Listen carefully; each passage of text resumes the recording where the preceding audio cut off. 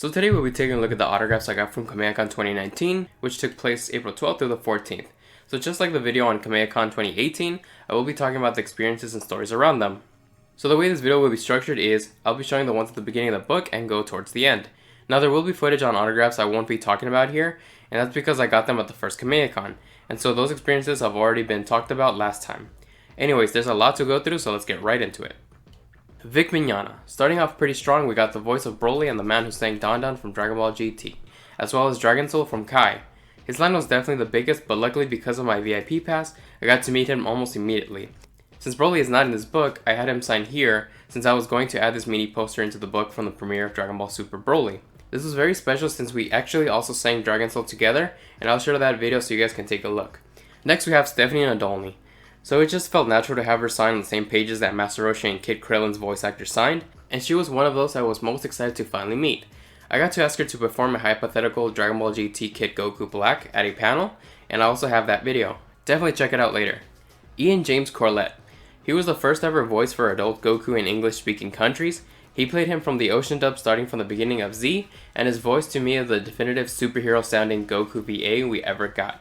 I asked if he would give me a take on what his Goku Black would have sounded like as well, and he did. You can find that video on my Kamehacon playlist too. Anyways, what Ian wrote there was based on one of my favorite lines of his, which he had asked me about. Now here's a major one, Mario Castaneda, the VA of Goku I first heard when I was just starting to watch Dragon Ball Z. It was in the Frieza saga. He was the one I was the most excited to meet that year. I chatted with him about how important that dub is and his performance to me and how I got into the series when I was only 4 years old or younger, listening to him and his colleagues on Telemundo. I also brought up the Latin American dub Blu-rays I acquired with all his performances throughout the years, and he was shocked it was even a thing. He put on his glasses to take another look at it, and was stunned since at the time only some movies, GT, and the Saiyan Saga were officially released in Mexico. Some economic and rights issues caused only that to have a physical release there. About an hour later, when I was hanging out with Derek Padula, Mario came by to speak to Derek about his books, and Derek tried to introduce me to Mario, but he just smiled and said he knew who I was already. After their conversation, the three of us spent about 15 minutes talking about all kinds of Dragon Ball stuff. This photo was taken by a newer friend of mine who I met there at the convention almost immediately when Mario came by. Next up is Tiffany Valmer, another who is very much missed by the Dragon Ball fanbase, including myself. The original Bulma VA from the Funimation's Texas cast, replacing the Ocean cast. She played her from Dragon Ball until the end of GT, so she in my head is also my preferred Bulma. I thought it was super cute she brought her daughter along, and that she just sat there while her mother signed stuff. Tiffany was super funny at her panels, and I got to ask her what she thinks the real world would think if her character actually existed. That was actually recorded on video too, so definitely check that out. Speaking of the originals, from the Ocean dub, it's Scott McNeil. He voiced Piccolo all the way to the end of Z, as well as characters like Deborah. I had him signed there with Brian Drummond, who voiced Vegeta, and Peter Klamas, who voiced Goku after Ian James Corlett left. Unfortunately, there isn't an official release of those episodes past 53, but I do own them courtesy of a friend, the Ryan Molina from Battle Geek Plus. But anyways, Scott was asked, and again, like other Ocean dub VAs, he also confirmed there's an Ocean dub of Kai that was completely finished years ago. But still, no one knows what the holdup is with that. I would really love to check that out someday. And also before we left his booth, he performed the special beam cannon at full yell. He's really awesome, honestly. Kent Williams, the voice of the Supreme Kai and the Elder Kai, both of which I really enjoy seeing and find pretty funny together. Since there isn't a drawing of either in this book, I had him sign next to Jiro's android children, since Kent did also voice the Doctor. He asked me for my favorite lines of any of his characters, and this was definitely one of them. That gag was always hilarious to me, how the Elder Kai just put Kibita on the Supreme Kai in that situation. He was very kind and we had a number of laps before I left. So back to the Latin American Spanish dub, it's Rene Garcia, who voiced Vegeta or Vegeta. It reads, Para Gerardo, which is my real name and how I introduced myself to him and Mario Castaneda. At the very bottom he also wrote Insecto, which is definitely like Vegeta's catchphrase in the Spanish dub. It's funny, before he wrote that, with his head still down, he actually said it in the character's voice and looked at me with one eye and chuckled. I laughed and made sure to tell him how, with that dub, I got introduced to the series. I shook both their hands actually, like I really had to, honestly. It was a good experience. So next we got Rick Robertson, the voice actor for Deborah, King of the Demon Realm. He was definitely one of the most I was excited to meet, and I really like what he wrote there, including the color he chose to use for it.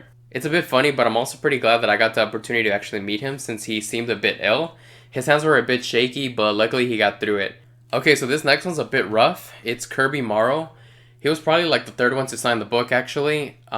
He was super funny at the panels I saw him in. He seemed like such a cool dude, so I went to go meet him. We spoke for a good long while. I asked him how it was when he did the transformation scene for Goku turning into a Super Saiyan 3. He told me he definitely remembered those crazy screams, and it was such a nice chat. He signed the book in 2 different pages, actually. And this one's a bit rough because he recently passed away in 2021. So yeah, rest in peace, Goku. Wish more people got to see your talent and your kind heart, Kirby. But let's move right along. So next is Elise Bowman, who voiced Pan. Now luckily there was a drawing of Pan in this book, albeit from the final chapters of Z.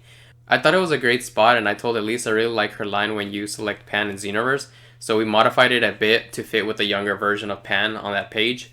And Elise was also one of the first to sign the book that day, and it was extra special since Geekdom told her she just had to sign it and that it was awesome. And while waiting for her to be ready for signing, I ran into SSJ Goshin 4 and met her for the first time there. We spoke about the GT manga I own, our DragonBall collection, and then I asked her to sign it too. It's pretty cool. Me and Goshin actually clicked pretty quickly, and we even made a collaboration before, so check that out for sure when you guys get the chance. There's also a video on the channel now where I submitted a question to Elise, and Stephany asked it for me. So also next to Goshin, we have Kaiser Neko, Lani Batur, and Takahana 101. All of which are from Team 4-Star, who created the fantastic and hilarious Dragon Ball Z Abridged.